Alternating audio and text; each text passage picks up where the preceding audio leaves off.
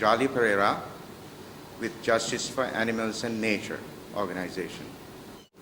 There are two things needs to highlight when it's come to breeding of pets and dog breeders in Sri Lanka. Breeding businesses operate throughout the countries. We have seen from Gaul all the way to Colombo to Jaffna. There are different breeders across the country are breeding various purebred dogs and cats and other types of animals, exotic. One of the disadvantages of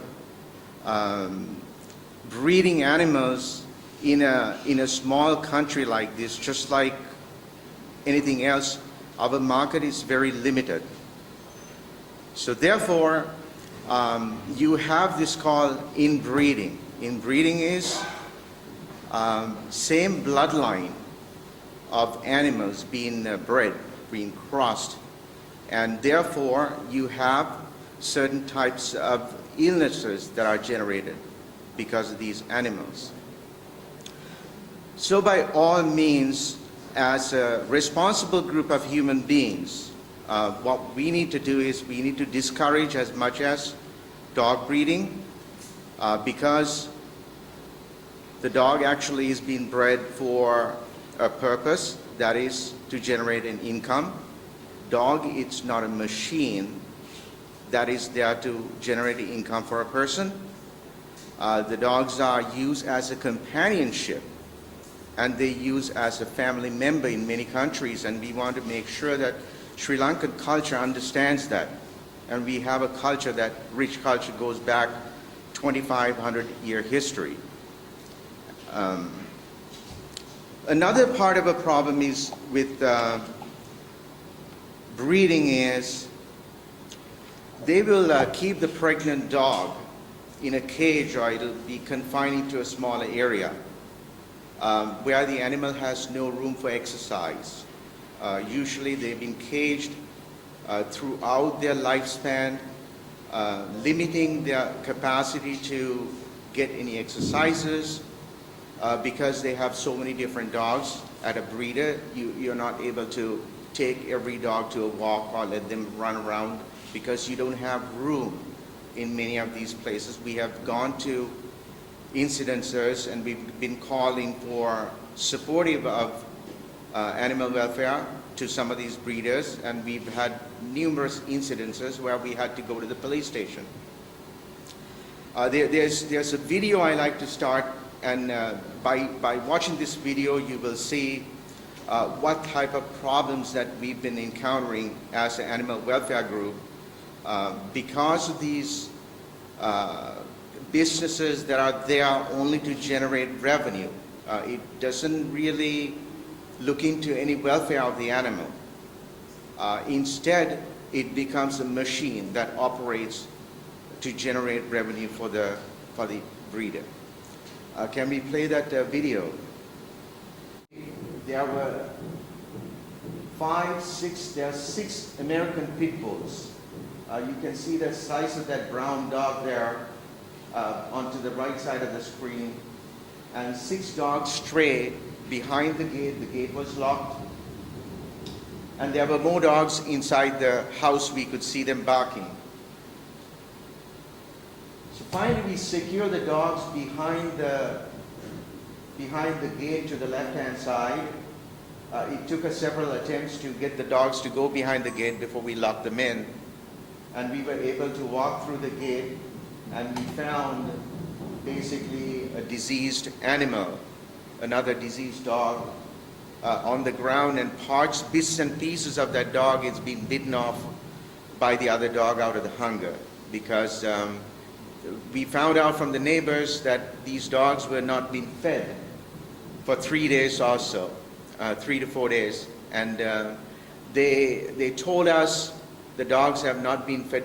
Our members went to Anuradhapura because at a playground there were incidents where another dog breeder has shot one of the community dogs because the dog actually having so many ticks and fleas, he was worried that his dogs will attract fleas and ticks from the community dogs, which is, not always correct. I rarely see fleas and ticks on a community dogs, because a community dogs is the dog that eat and drink intoxicated food. So when you drink water from the drains, it has petroleum products, it has chemicals, it has soap, all these type of materials that are going down the drain, these dogs drink. So that actually make their body toxic, and therefore they don't have any fleas and ticks. I very rarely see a street dog actually have fleas and ticks. Not that they don't have, but many of the dogs do not have fleas and ticks. So when a breeder actually goes in there and shoots and kills basically a animal, how do we have any kind of a level of comfort whether this breeder is going to treat his own dogs in a more humane way? We don't know. What happens if this breeder cannot sell all the dogs?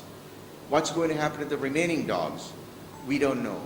There are no system today in Sri Lanka to address these issues, and we've been trying to pass the animal welfare bill in order for us to address these issues, and that has come to a halt.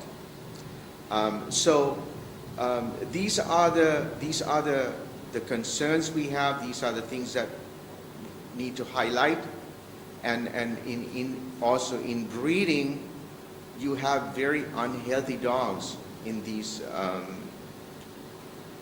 breeders.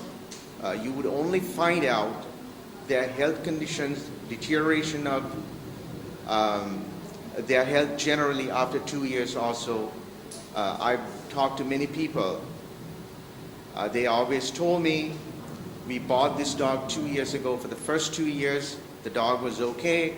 Then suddenly the dog started to generate some sort of illnesses. They developed digestive tract problems. They developed cancerous illnesses. They end up with tumors in their bodies and skin problems and so forth and so on. This is all due to limitations of selection. It's called inbreeding, in other words, because of those reasons. So we would discourage from the public going out there and purchasing dogs from breeders. At the same time, we would urge and request breeders to treat their animals well. Don't leave them in hunger, especially the pregnant dogs, and also don't leave them by themselves, because it's going to be a problem for the neighbors or the people surrounded by your house, and also it gets to be a health issue because nobody's there to do the cleanup if you're not at home and only the dogs are there. So that's basically the request to the breeders. And the other topic that I basically wanted to, before I go there's recently the social media. We have seen the videos and the photos that has come up in some place in Jaliya, in this area. There's a very famous breeder that has maybe 20-30 dogs in small cages. They have been confined into a small section, and often these cages don't have enough protection from the sun and the rain. So that is, you're committing a cruelty to the animals that you own. That's very disappointing, actually, the breeders doing that, because this is the animals that are generating revenue for them. So these are the things that is going to fall under the animal cruelty, and we would want to tell the breeders, if you commit an act towards the cruelty to the animals, and we are going to watch that, and we will take the appropriate action towards you. The legal actions and under the cruelty to the animal laws. So don't commit anything that is wrong Do not abuse, mistreat the animals that you have, because those animals will bring you revenue and income. Take care of them as your children. That's the request, and we want to urge the breeders.